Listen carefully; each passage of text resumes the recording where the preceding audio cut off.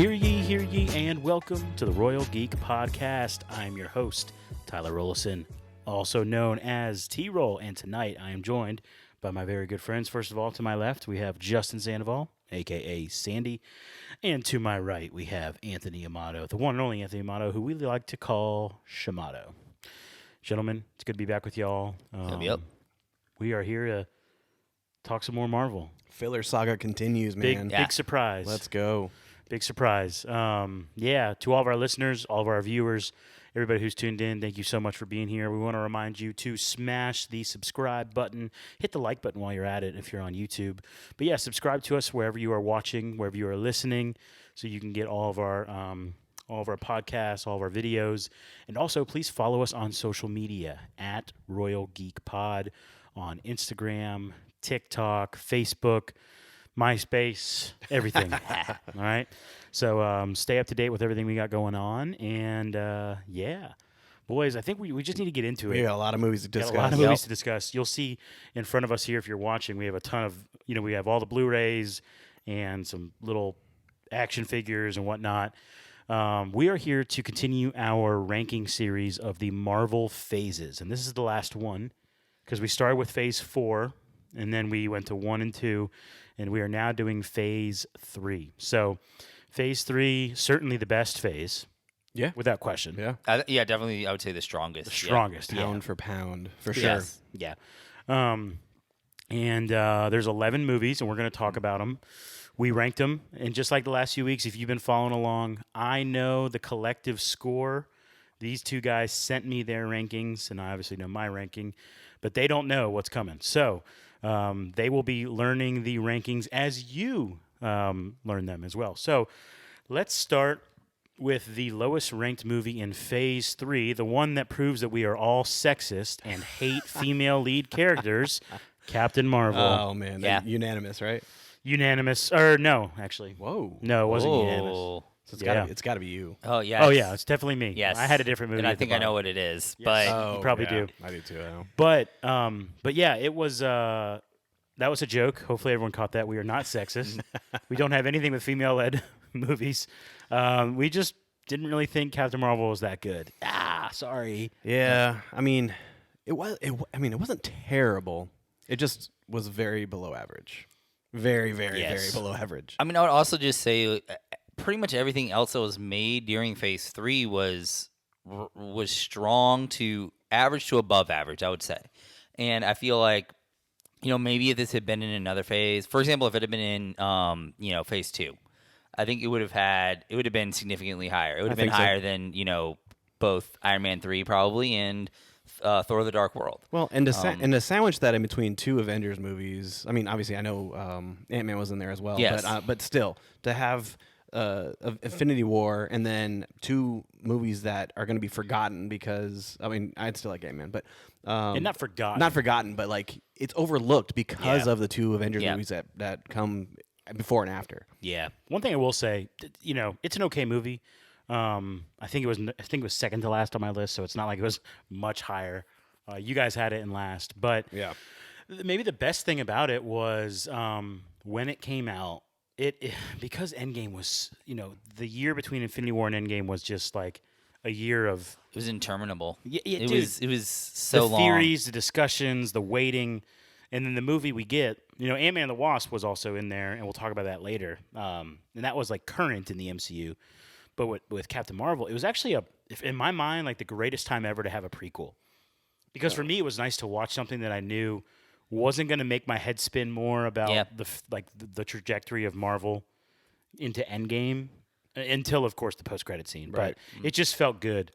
But yeah, and maybe what kind of led into it was the fact that you were kind of distracted, and it was like the prequel.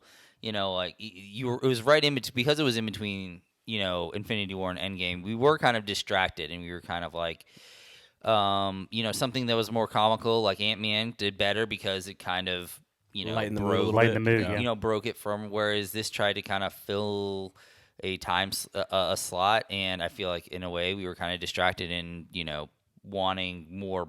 We wanted the Avengers content instead of something in this sense. Am I wrong in saying that the best part about the movie was Samuel L. Jackson? Is that No, he was great. Yeah, phenomenal. Yeah, he was really Yeah. good. Yeah.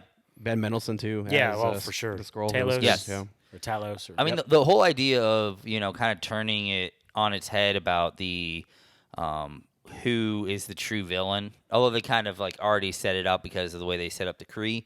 But in most of the comics, it's kind of the other way around, where the Skrulls are generally considered the more evil race, and the Kree are more considered the good race. And I do think they did a good job, and they didn't go too far down the rabbit hole of the whole body morphing thing, because that can always be a very played out kind of tiresome plot line if done incorrectly. Sure. Well, I will say this. We've spoken way too long about this movie already because it's the last on our list. Let's get to number 10. The number 10 movie on our list is Spider-Man Homecoming. Wow. Yeah. Spider-Man Homecoming. Yep. Okay. Yeah. Spider-Man Homecoming. This was the first full movie for Tom Holland, his own Spider-Man film. Yeah. I think you need to lead this one off. This is, I need to leave this one off. yeah, Well, this is yeah, You're the biggest this is hater. your worst yeah, one, right? This was my last place, and one of you had it pretty high too, so it was relatively high. Okay.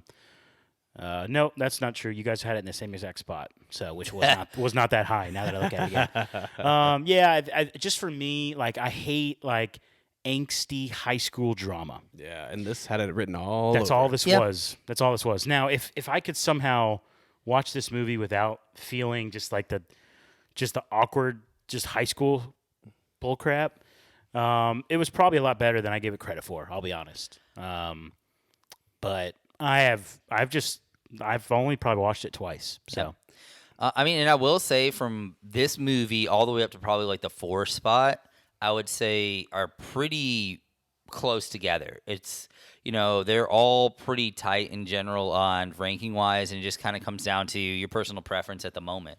I think that it was a very tight group for this situation. Yeah.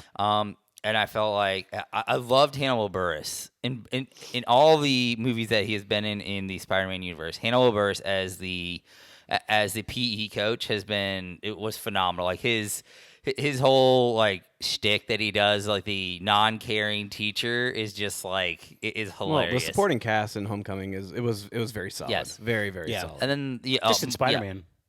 Yeah, in general. Yeah. Yeah. Like Martin Starrs was a very good as the teacher, and of course, Michael Keaton. Oh, I know, yeah. Like He was good. He was good. although you maybe rank this load, the actual acting for this movie, he was one of the better acted villains.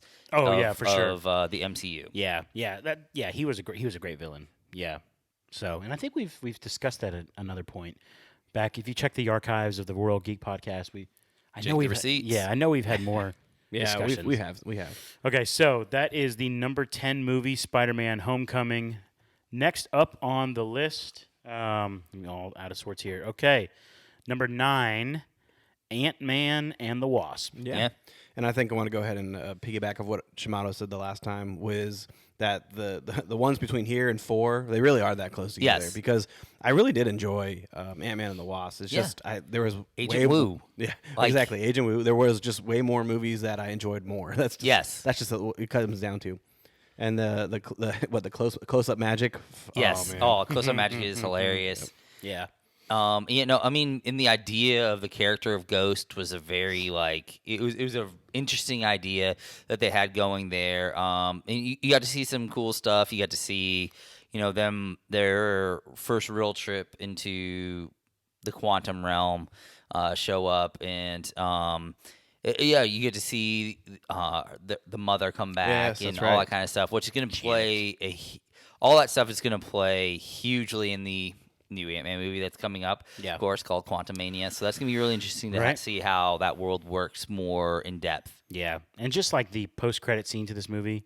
Ah, man. Yeah. Getting us ready for Endgame. It 100% got us ready for Endgame. Yeah, That's true. I That's mean, for sure. yeah, and really, like, it had a massive impact on the theories that were going around, because we got this movie a few months. I think it might have been November, or maybe it was late summer of when Infinity War came out.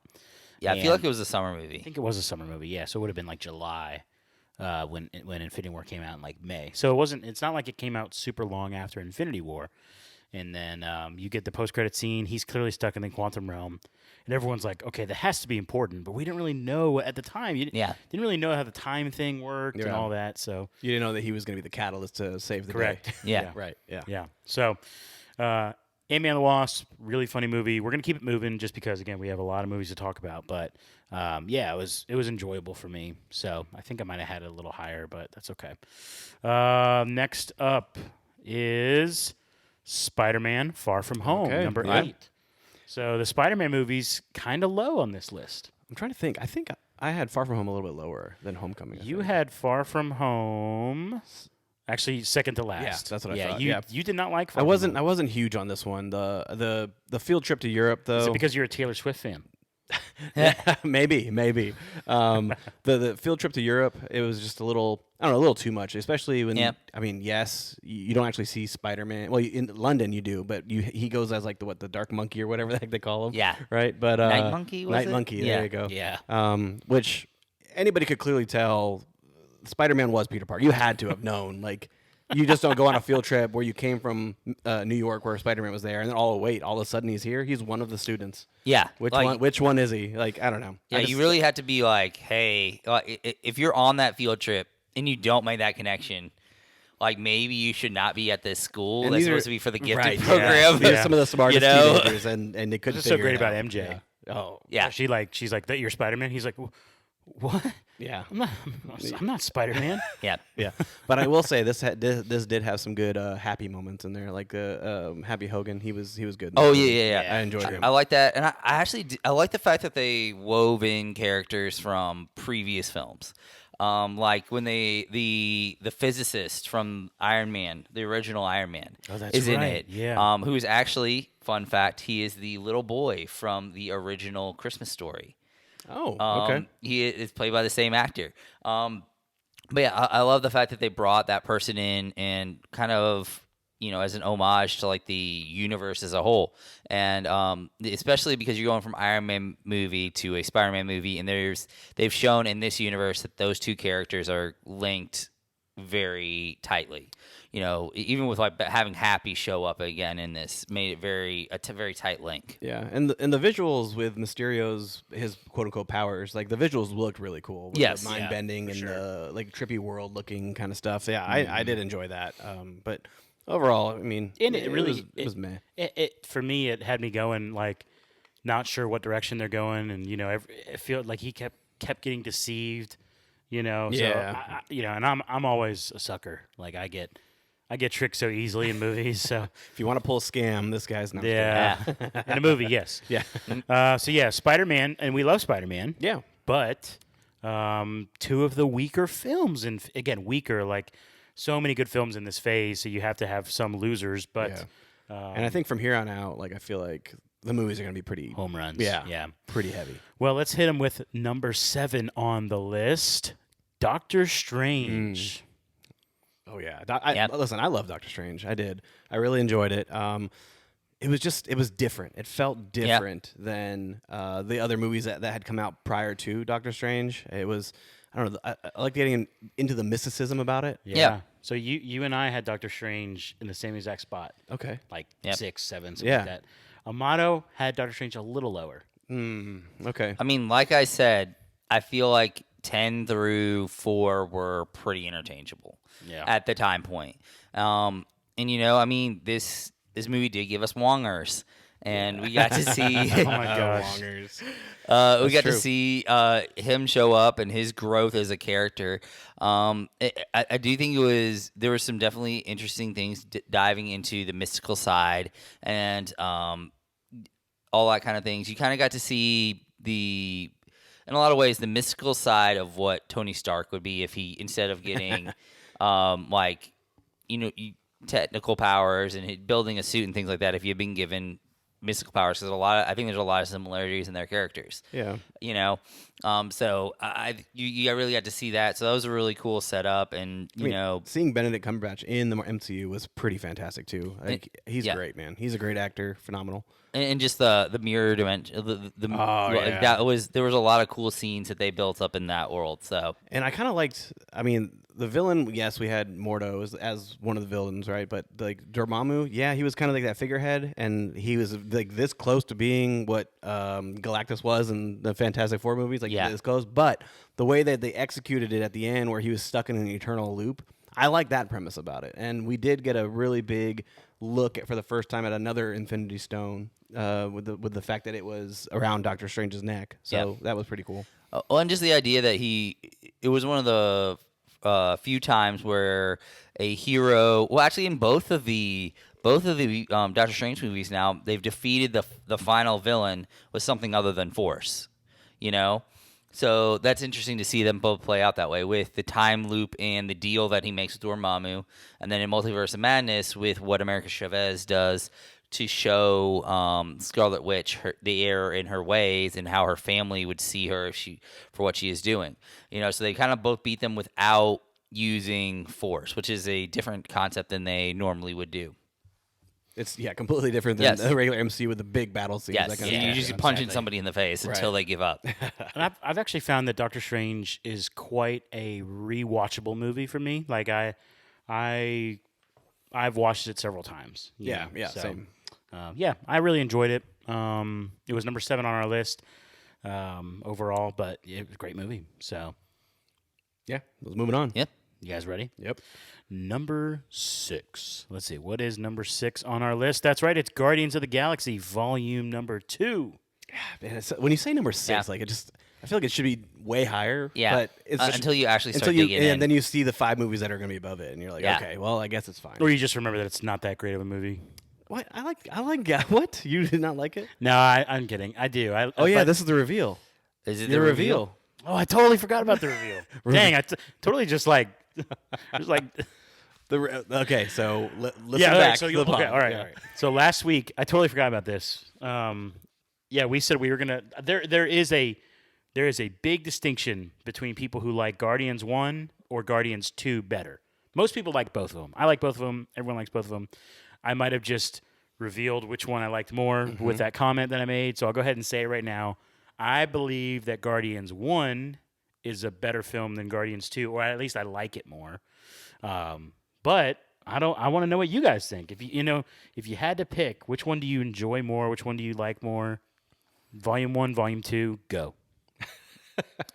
It's difficult. It's tough, right? It's actually It's the hardest of all the franchises in Marvel. I think it's the hardest thing to decide. Inside like a single franchise to differentiate. It's not that hard. I like them both the exact same. No, you got to pick one. I know, but they're both. No, you got to pick one. Soundtracks are both amazing on both of them. You got to pick one. Nope, I'm not doing it. Well, when we do our total ranking, you're going to have to. I have to. Yeah. Unless he does A and B. Can't do that. Split the points. So they're even lower. Got it. Somebody tell me which one that I like more, please. The people are dying to know. I'll go with Guardians 1. Okay. Partially just because of the fact that I personally like the soundtrack better. Ooh. Wow. I like Guardians 2 then. Okay, fair enough. Yeah. See, it's a good split. Like, that's not a surprise to me. So, anyways. But it really is splitting hairs with Totally, those. totally forgot. You ask me tomorrow, I was probably going to say Guardians 1. Totally forgot that there was a cliffhanger from last week on that. I'm glad you remembered. Came to fruition. I totally Yeah. Anyways, for me, it was low on my list because not that I didn't like it, but again, similar like we keep saying. You had Guardians lower than we did? I had it third to last. Wow. Yeah. Ooh, that is low. Wow. Yeah, he really did not. I had Ant-Man and the Wasp and Far From Home and Doctor Strange in front of it. Yeah. Interesting. So I brought the score down on Guardians. Guardians should have been higher. Okay. All right. If it wasn't for me. Yeah. Yeah, well, sorry, okay. y'all. It's okay. Again, I enjoyed and you prefer comedies. Yeah, so I know. I don't know what. Well, what Ant-Man and the Wasp was hilarious. Yeah. Well, yeah. And Far From Home had Spider-Man. True. Night True. Monkey. Night Monkey. Guardians 2. We haven't talked about this movie at all. No, we didn't. We're totally just. I actually like Kurt Russell as Ego. I really did. Yeah. I liked him. Oh yeah, I enjoyed. He had that suave Charisma. kind of Dude, the charisma is through the roof, man. Which simultaneously makes it harder when you see him become like the villain in the movie, but it also really fits for like characteristically like Chris Pratt's version of Star-Lord. Like the charisma that he has is very much in that same vein. You know? I think the best parallels in this movie to follow and track is Kurt Russell's ego and Michael Rooker's Yondu, because they're both that father figure to Star-Lord, but Star-Lord Yondu has zero charisma. Zero, yeah, exactly. But Star-Lord, the way he is seeking like his father, he's seeking his family, and he's so fixated on ego and everything that he's done. He was blinded by what Yondu has done his whole entire life. Yeah. And then by the end of the movie, his perspective has changed, and he's like, oh, wait a minute, I've had a father this whole entire time. And that right there to me was just, it was great. It was phenomenal. I mean, when he drops in, you know, he may be your father, but he's not your daddy. Yes. Like, that is a rough line. Like, just thinking about the idea of, you know, how many, you know, men in the world have stepped up to be that father figure for someone who, you know, needed it at some point is a very like touching and like it's a deep moment, you know. Yeah. Well said. Yeah. Well, Guardians 2 is in the number 6 spot on our list. So, top 5. We're getting into the top 5, ladies and gentlemen. Number 5 on our list. And by the way, maybe it's a good time to say, yeah, it's a good time to say it. Top 5. This is our first week where we didn't have a single tie. Whoa. Oh. No ties. That's saying something. There's a clear distinction with every position on our list this week. Okay. Well, it is significantly easier when you have 11 movies that you're ranking. True. I would have, you know, I would have figured we'd all have the same number 1 or number 2, like around there. Maybe. No, clearly not. Anyway, let's Maybe. go. Let's see.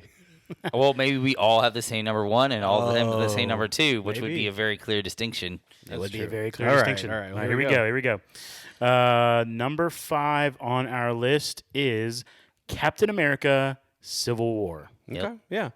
I really enjoyed this movie. I did, but the 4 movies that are going to come after this are just that much better. Yeah. But the whole dynamic of Chris Evans and Robert Downey Jr. in this movie, it was stellar, man. It was top notch. Yeah, the conflict is amazing.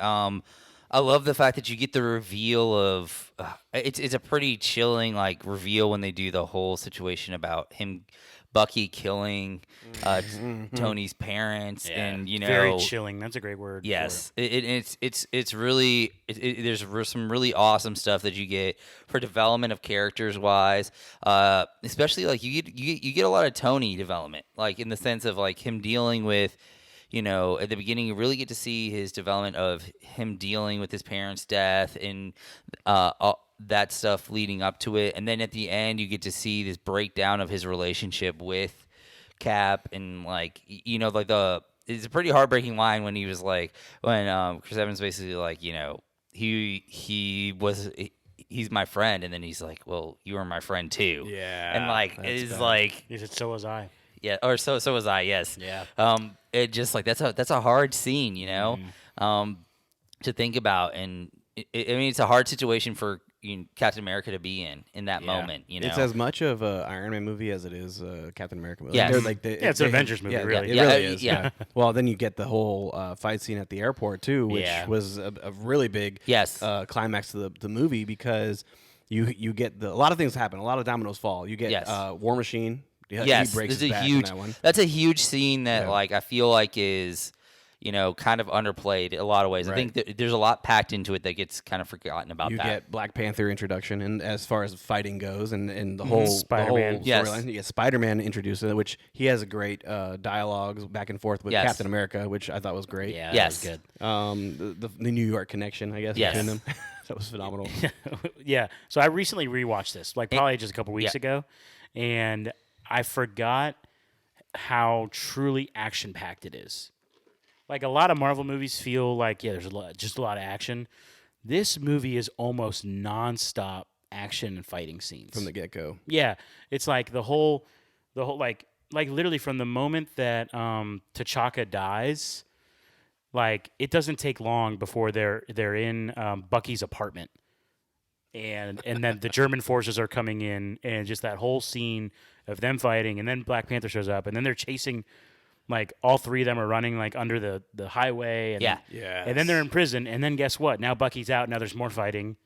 I mean, Yeah. it's just crazy. Yeah, and like another thing from the airport scene, it's the introduction of Ant-Man into the Avengers. Yes. And like you're really setting up for, truthfully, what it is it's laying the groundwork for future Avenger movies is really what it is. It's setting up so you don't have to have introductions of guys like Ant-Man. So you don't have to have introductions of Spider-Man. You're taking the pressure off of a future Avengers movie in this movie by introducing them to each other. Same thing with like Black Panther. Yeah. You are introducing them to this world so you don't have to spend time unnecessarily in an Avengers movie giving an origin story to one of those characters. Yeah, that's fair.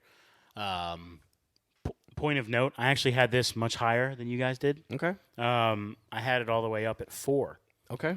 Now that could be because I just rewatched it again not that long ago. It's I mean, much higher. I'm pretty sure I had it at 5. 4 and 5 is not that far apart. No, you had Did it. I have it 6? 11, 10, 9, 8, 7. You had it at 7. At 7? You both had it at 7. Yeah. I did like So- Zemo in this movie. Yeah, and then Zemo. he's going to be a player for Yeah. years to come now. Yes. And Well, and just even his whole, like I knew that he was, he was never going to be like a physical force, and he Right. knew that, Right. And I think we knew that, but literally up until the moment that they all get to Serbia or Siberia, I said Serbia, my bad. They all get to Siberia, and you see the other 5 Winter Soldiers dead. Like I literally thought he was going to wanted to control all yeah, that. that's Yeah. exactly what I think I we were all literally led to thought believe, that yeah. the whole. And now again, I just said a few minutes ago how I'm always tricked in every movie, but like I was genuinely like, oh, he wants a whole squadron, you Yeah. know? Right. Which really shows you like a different twist in his character. It's a really good point to see that he isn't about that. That he is literally about he wants to destroy this system. That he isn't about becoming the next big supervillain. He's literally about destroying these systems that were in place that were able to help destroy his homeland, life. Yeah. his Which life, is- his entire life. Which is why you can kind of see him while he'll be a perfect fit for the Thunderbolts when he goes in there. He's about kind of just disrupting the order that's established. It doesn't matter if they're established good or established evil. He's just all about breaking the system that contains them. Yeah, and it was interesting seeing a character outside of the like the Avengers core group, and you're seeing how the Avengers actions affect someone on a personal level. Because although we love the Avengers, we sometimes gloss over the damage that is done in their battles. Whether you can, whether it's for good or evil or on either side, what's happening. They're still interacting and at least partially responsible for what ends up happening in these things, and then people can take it to to these further extents where they're really blame them even further along, where Baron Zemo is very deep into this, that is largely their fault. He believes it's just as much their fault as it was Ultron's fault for what happened in Sokovia. Yeah, exactly. Yeah, Civil War was it was great, man. And again, like we said, it introduced Spider-Man, Black Panther, just a really good movie. Yeah. So, okay, number 4. Number 4. I don't have to look at the list anymore. I know where we're at now. Yeah. Wow. Yeah, number 4 is Black Panther. Yep. Okay. Yeah, I kind of figured it would be Yeah. right around there. Black Panther for me was, man, it really truly was a good movie, man. It catches you off guard. It really does. You go into the movie expecting something, but it like completely rewrites your expectations. Like the movie was, it was well done, directed, and the villain is strong. I mean, Michael B. Jordan was just a phenomenal villain. Maybe top 3 villain in the MCU. I agree. I agree. And the fact that we get him later on in think that so. little dream sequence in the Yes. sequel. So what's that? Thanos, Loki, and Killmonger? Killmonger. Yeah, I would say absolutely. you got to say yeah. those are like probably your top 3. I think so too. Yeah. Yeah. Great performance too, and then just seeing Michael B. Jordan as a villain in the first place. That's new. And he's just like he's a very solid villain, and he's just the way he plays very well off of Chadwick Boseman's character, and like the type they each have like their own type of swagger, but they express it in different ways. So it's really cool seeing how that plays out. Yeah. And then just like the movie had such a huge cultural impact, on just everything. It was, it championed like an entire movement really, to where you would see Chadwick Boseman show up to sporting events and there'd be athletes who were, giving the Wakandan salute to him and stuff for like that. So sure. it's like it was an incredible, culture. It maybe have some of the greatest cultural impact of any MCU movie that has been made. Yeah, and I mean, soundtrack. The soundtrack. Oh is yeah, phenomenal next soundtrack level. as well. It's up there with the Guardians mix and everything. It might even be better, to be honest with you. Yeah, soundtrack was great. Just the movie was really good. Yeah, strong villain, well directed for sure. strong Yes. cast. I feel like in some ways, like T'Challa wasn't even the star of his own movie in some extent. And we all love Chadwick, no doubt. Yeah, But really, like the supporting characters were so good in this movie yeah. that like Like his mom, like yeah, great. Yes. Angela Bassett did a great but job. because M'Baku. because T'Challa is so Calm calm and and trying to be cool, cool and collected with everything, Noble. Yeah. noble. That almost makes it to where like everyone else shines a little more than him, Yes. right? Which is fine. Great movie. The whole cast was fantastic. yeah. Oh, Forrest Whitaker too. Come on, man. Yes. Yeah, that's right. That's yeah. It's a solid movie. And I think with the remaining 3 movies, it's ranked appropriately. I think so Yeah. too. Yeah. My one critique is just like Killmonger, man. Like I just wish. Oh man, why do you got to end him? I know, like Yeah. Why did it have to be definitive? Like it shouldn't have been. I understand it, but it was also just such an amazing. Like the way he went out was like, and the final line that he has is like that like solidifies his character for what it is, which makes it so. It's one of those things appropriate. where it's so appropriate that Yeah. it almost is. If he hadn't died, it almost would have taken away from it a little bit. So it's one of those sad situations where the character had to die for it to have the full impact of what the character should have had. Another character, Andy Serkis. Oh yeah, Like that's we right. get to see a legit Andy Serkis in live action, which is a rare occurrence. Yes, yes, it is. You're right. yeah, he was fantastic. So, yeah, Good call, Black man. Panther. Black Okay, Panther.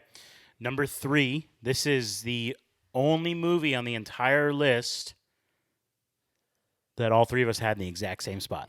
Okay. We all had it at number 3, and it is Avengers: Infinity War. Okay. Yes. Yeah. All right. Well, this movie right here it's the Thanos movie. That's what it is. Yeah. And it was incredible from beginning to end. The opening scene was just like a slap to your face. And it was like, you think you came for an Avengers movie? No. You came for the... There was no happy Yeah. little music Oh, chime my over the gosh. Marvel logo. Nope. It was dark. It was quiet, and you hear the radio from the Asgardian, Yeah. ship Yeah. Yes. calling out for help. Gosh, It was man. crushing. Yes. The whole movie was crushing. There was Yeah. not Yeah. 1 ounce of hope in that entire Yeah. movie, which Yeah. is what he was going for. Yeah. Yeah, and I mean, it was.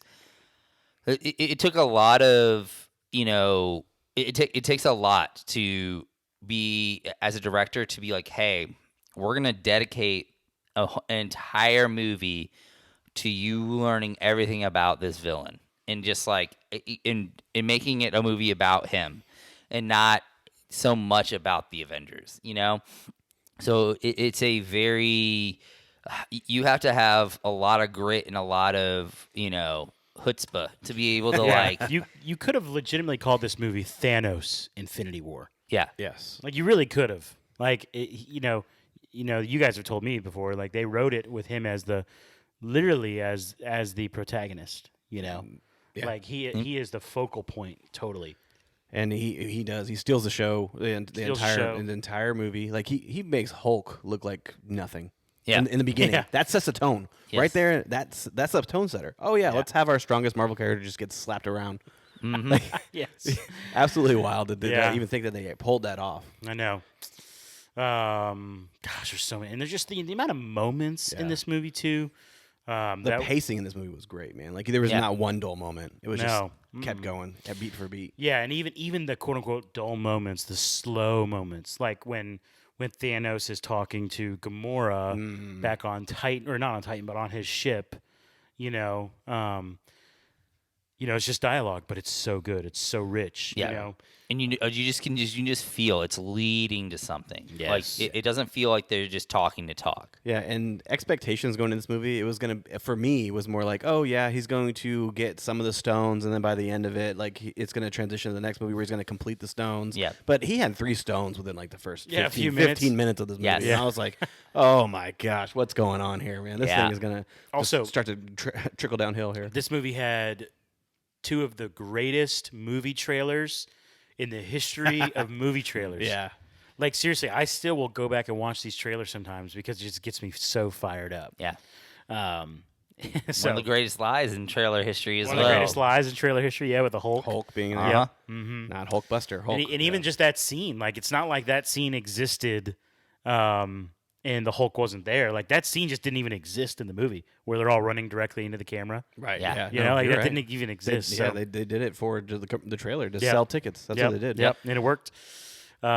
Great movie. Two moments I love. I always just have to say this. First of all, when Cap shows up, and then behind the train. Just about to say Yes. that, man. That has to be And it. is it what's the chick's name? Is it Proxima? Proxima Midnight. Midnight, yeah. Mhm. She's like looking at Wanda and Vision, and then you just see her like she senses it. She like looks. Oh man. Yeah. Looks over to the right, sees That Cap. still gives me chills. It man. gives Yeah.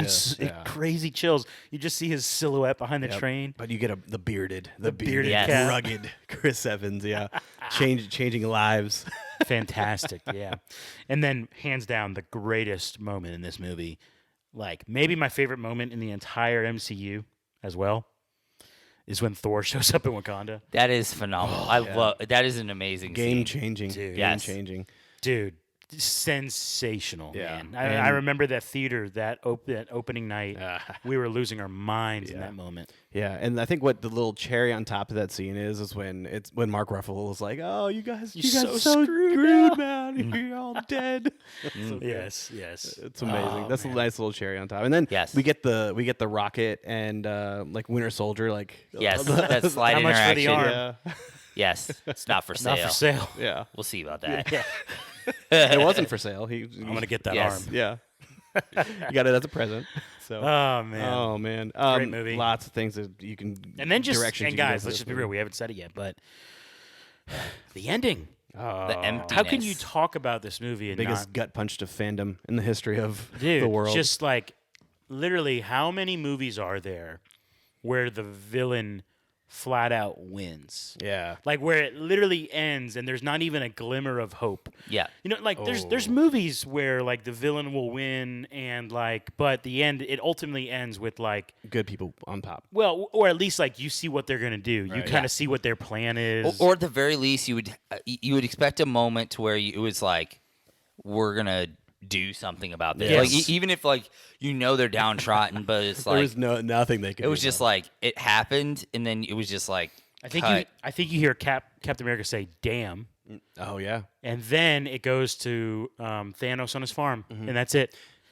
That's it. The best part about what we're talking about here is like the sound editing. The fact that it was quiet. Yes. You hear the leaves rustling and like the dust Dude, fading. it was like a violin. yeah, and then playing the it music. transitions to the farm, and you're like, this is when you look at your watch and like, oh my goodness, the movie's over. Like you're like, Yes. wait, they're not gonna do anything. They're not gonna resolve it here, and then you see Thanos and he's just resting, yes, watching the sunrise on a peaceful day. Yep. yep. Wow. Just Grateful like he said he would. Universe. Yeah. And then you get the post-credit scene with Samuel, or actually, yeah, it really was Samuel Jackson in that scene. It wasn't Nick Fury. It was Samuel Jackson. Yeah. He's about to drop an F-bomb. And he gets dusted, and then you get the Captain Marvel thing. So, Yes. man. Great movie. Infinity War, and a lot of people consider it the better of the two between Infinity War and Endgame. A lot of Marvel fans consider it the best Avengers movie. That's fine. I don't think anyone here critiques that. I get why people say that. Yeah, I get it. We haven't spoken about Endgame yet, which probably has led you to understand that Where we lie. Yeah, where we lie on that. But yeah, we totally understand people who say Infinity War is the better movie. It might be the better movie technically, but if you're talking about what we enjoy the most, it's a good time to transition into what is number 2 on our list, and it is Avengers Endgame. Okay. Yeah. All right. I mean, Avengers. Where do we begin? Let's talk about the whole year we waited. Why don't we start there? We always do. Gosh, that was the worst. There man. was It was the worst and the best. I mean, it was such a. so much speculation. Like there was so many theories. I lived on Reddit. we like, were all wrong. From Ant-Man exploding Thanos to Oh my to gosh. just the most crazy and ridiculous theories about what might happen or could happen. You know what'd be good to do is go on Reddit and find those posts Yeah, that would be fun. and go look at theories for back then. Yeah. It would be really cool. Almost kind of do it like the NFL does freezing cold takes. That they have like a little like Twitter thing that's like freezing cold takes, and they'll like take things that were said like 6 months ago and they're totally wrong now. Yeah. It'd be really cool like how to do that with the Marvel universe. Yeah, I think it just would to, be like, cool. Like insane theories that were completely off the rails from what actually ended up happening. Yeah, yeah. Or just to like see what like where people's mindsets were, because Mm-hmm. it is kind of hard now that we have seen Endgame and it's been cemented in our minds to really go back to those moments where you had no idea there was an endless amount of the only thing I think we knew for sure at the end of Avengers Infinity War, even though it was extremely painful, we knew people were going to come back, but we just did not know how. yeah. Exactly. There were so many theories about how it could happen, where it'll happen, who will be the important characters in this, who will actually show up, will some of these people stay dead? There's just dozens of questions, even just to start, the conversation, even from the very beginning points of what Avengers Endgame will end up being was insane. Oh man. Yeah, and the 5-year time jump threw everybody for a loop. Okay, Yes. let's stop right there for a minute. Yeah, the first 15 minutes. So I'll never forget this. Like the trailers for, like I said this earlier, the trailers for Infinity War, sensational. The trailers for Endgame were also good, but in a much different way. How do I say this? They were so emotional, Yeah. Yes. but They did not give away a that's whole it. lot. They didn't give away anything. And in fact, I remember hearing a rumor that the trailer footage they used was almost entirely in the first act. And then as I look back on it now, it's like that is 100% true. Almost everything you saw in the trailers First act. was in the first like 15, 20 minutes, which is where they kill Thanos. Yeah. They find him. He goes for the head this time. He does. Thor. Oh, They man. kind of Yes. wipe him away quickly. And I remember when they killed him, I was like, I literally, we're in the same theater, guys. I might have even grabbed you. I don't know, Justin. I was like, what? Yeah. What the hell are they? What's Yeah. next? How did they kill him already? Yeah, I was right. You're almost so kind of like confused. expecting something to like happen to where it's like, oh, this is a trick. a dream. Oh, no, not just Yeah. that. I Trick. wasn't, but like Like what, the reality one of stone. Yeah, it's like Yeah. the reality stone, and like, oh, he's not. That's not actually what Yes, happened. that's a great there. thought. Yeah. But yeah, it really was like, whoa, what just happened? And like all that potential hope, and they really were like, okay, so here's all your potential hope. Now we're gonna really get into like the nitty gritty of the trauma and the actual Yes. emotional pain that these characters in this universe is going through. And when the screen went dark, 20 minutes in, and it says really slowly, it says 5 years later. Like the theater that we were in was silent. Yes. I don't think anybody expected it to be 5 years in the future. And really what that does is like it changes the context. Because if they would have had the big battle scene a week later, like yes, it still would have sucked for everyone in the world.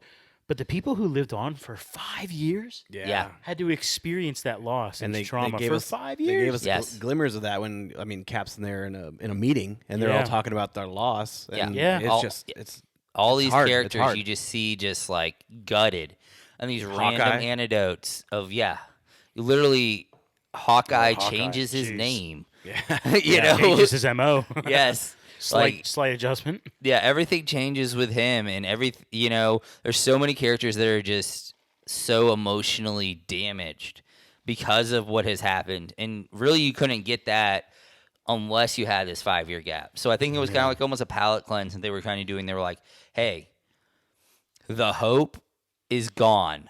Like, I think we all kind of like, they were kind of like, okay, so we're going to have a little bit of hope at the beginning because we all know that it makes sense for the Avengers to rally after what Thanos did. We're going to have that whole thing happen in the first like 10, 15 minutes and then hope, like really dash the hopes. You know? Stomp it out, really. Yes. Oh man, Endgame is so good. Yes. You know, it was written like as a love letter to the fans. The final battle scene was incredible. The on your left, like that is the portals. That gets me every single time. I am like that. It gives me tingles just thinking about it. Like it's insane. Like I love that scene so much. Literally, Cap and Mjolnir. yeah, Cap and Yes. Mjolnir. Yes. Phenomenal. Gosh, let me think. How about when Tony with the stones? Yes. When he says, "I am Iron Man." So good, man. Yes. Oh my gosh! And then his death, and just the crying, and Yeah. I remember in our theater just hearing everybody just sniffling. Sniffles, yeah. Yeah, dude. Yeah. I mean, we could Greatest literally, theater experience I've ever had. Oh, for sure. Oh, yeah. Hands down. Yeah. I will be shocked if that'll ever be beaten. It's gonna take a lot, man. It really will. I hope there is a chance for it, but I don't know if it'll happen. Yeah, it'd be cool if there would be, but man, it feels like, yeah. And again, part of the reason was we waited an entire year. Yeah. Yes. Yeah, it's gonna be tough to. You waited an replicate entire that, year. yeah. You invested a decade, of your movie watching Great point, time. great point. I mean, it'll be really interesting in 20 years if there's a movie that, maybe we don't think of it that way, but if there's a movie that's a generation who didn't get what we got, similar to what happened with Star Wars, like especially Empire Strikes Back. Like after Empire Strikes Back, there was a lot like that was one of the more defining moments of that movie watching generation. Right. True. And this was, I see this as the same thing as where the experience of the theater and how it was going is very similar to that situation. Will we have a franchise that's big enough and a moment that's big enough to where there's something like that in the future? Yeah, like to will write that DC against. will DC ever get their act together and give us something? Well, they just announced their whole chapter know, one. yeah, slate, Yes, so- they did a whole lot of work, but it'll be can really talk about that, yeah. interesting, especially if it's like down the line and more solidified in our minds. Yeah.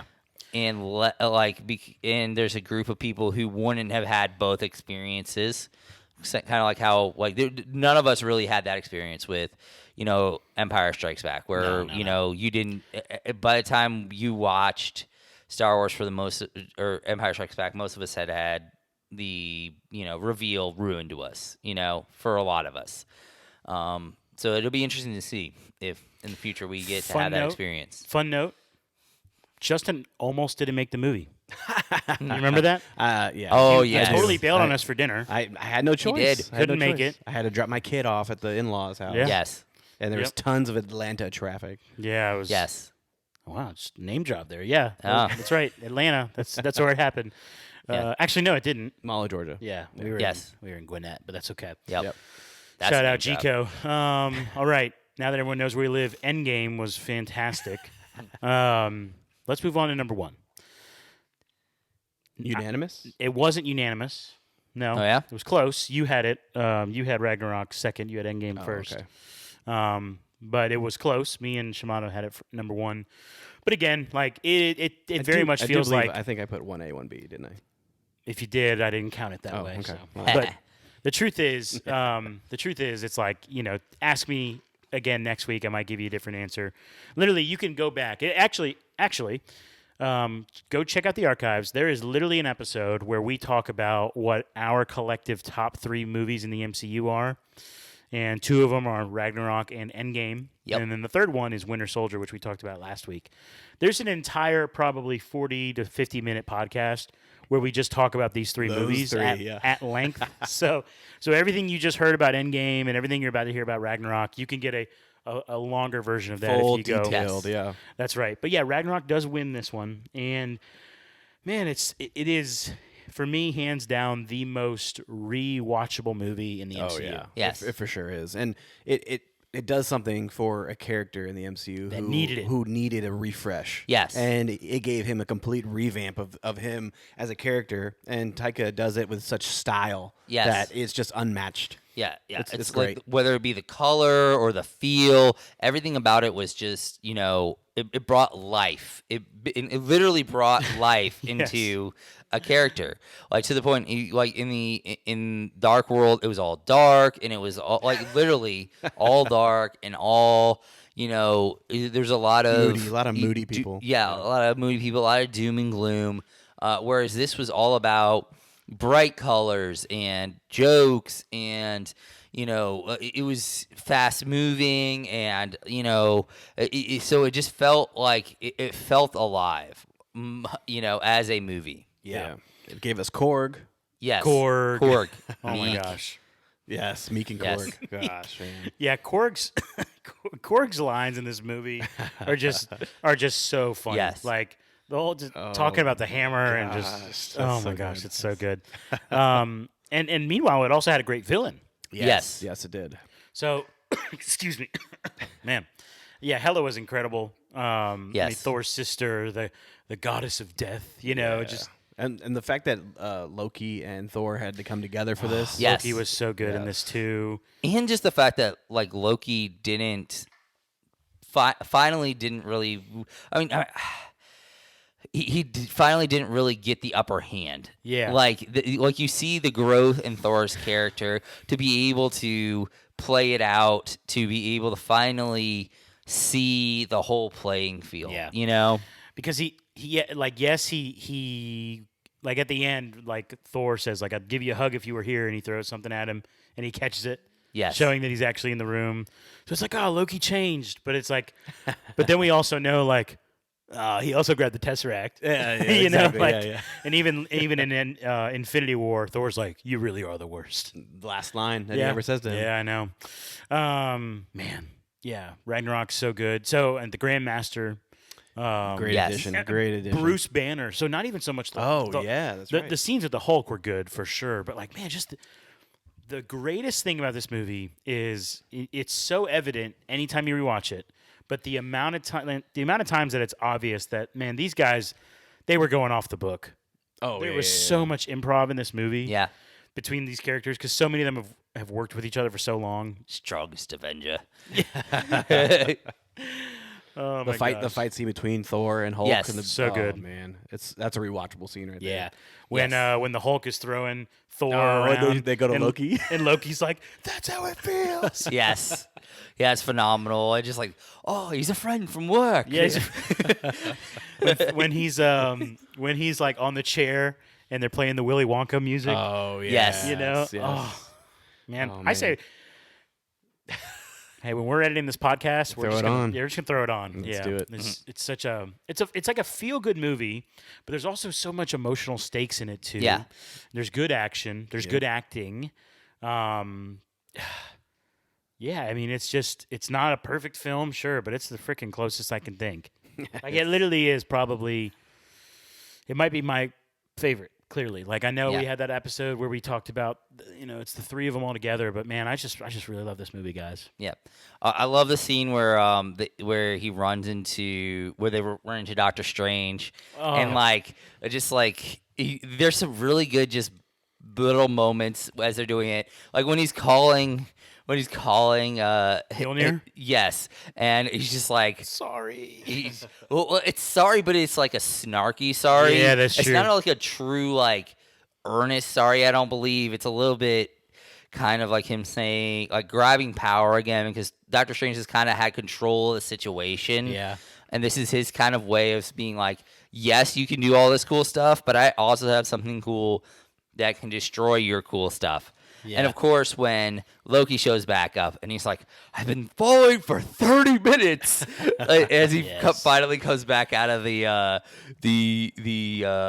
the portal that he made for him. Yeah, and in fact, that portal when he first does it, when they're on the street, what's left is a like a business card that has Doctor Strange's address. Yes, Bleeker. Oh, yeah. Yeah, and even the little moment where Thor takes his umbrella, which is really Mjolnir, and he like taps the card. Yes. And he's like, Loki. Like he thinks that Loki's playing the trick on him. Right. Well, I mean, which makes 100% sense. It You- does. like, it makes all the sense in the world. But it's just like those little moments that like you might not catch the first time you watch it. Yeah. But when you rewatch it, you see so many more little hilarious moments that just make you love this movie so much. Yeah, and Hela at the end, like she really is strong and powerful, Yes. right? And Yeah. they're like, "You can't defeat me," and he's like, "Oh yeah, well, he can." And then- Yes. and- Well, and it's a, it shows Crazy ending, great crazy growth ending, in yeah. Thor's character Yeah, 'cause that he's he would've done willing that, to yeah. give up because think back in the Glory, first one yeah. where he was all about being glory and being the one to strike win the battle. the killing blow to be the winner of the battle,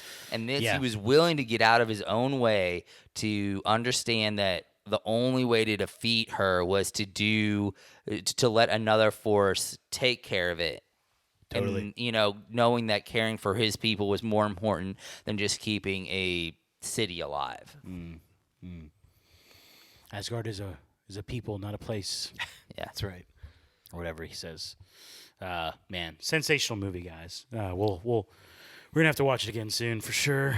And the introduction of the theater troupe is Oh yeah, Matt phenomenal. Damon's in this movie. Yes, Yes, that's right. Matt Damon and the youngest Hemsworth. The youngest Yes, Hemsworth. Matt Damon, the cameo king.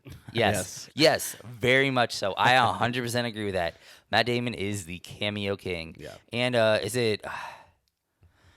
It's Alan Grant. I can't remember his name. Yeah. Sam Neill. Yeah, Right. Sam Neill. Yep. Yes. Who plays Odin. Yep. Who's also Yeah. if you know, he is the basically the main character in Jurassic Park. Gotcha. Oh yeah, that's right. Great movie. Yes. Love it. All right, we should probably wrap it up, boys. It's been about an hour. Ladies and gentlemen, that is our conclusion of our Ranking the Marvel Phases series, unofficially official. Yeah, that's it. So next up, I don't really know what we're doing next week. Come back next week. We're going to talk about something. But in 2 weeks, we will be reviewing Ant-Man and the Wasp: Quantumania. Yes. Yep. So get excited for that. I'm fired up. Let me think. Oh, that's right. Follow us on social media at Royal Geek Pod. Whether you're on TikTok, Instagram, Facebook, wherever you're at, follow us. And also hit subscribe on the video or the podcast, wherever you are listening, wherever you are watching. And please come back next week, okay? We love getting to do this. This is so much fun. Yep. And these last few weeks have been great. We are desperate for content, though, and we're almost there. So with all that in mind, for my good friends Sandy and Shamato, this is T-Roll saying thank you so much for listening to the Royal Geek Podcast. We will see you next time, you peasants.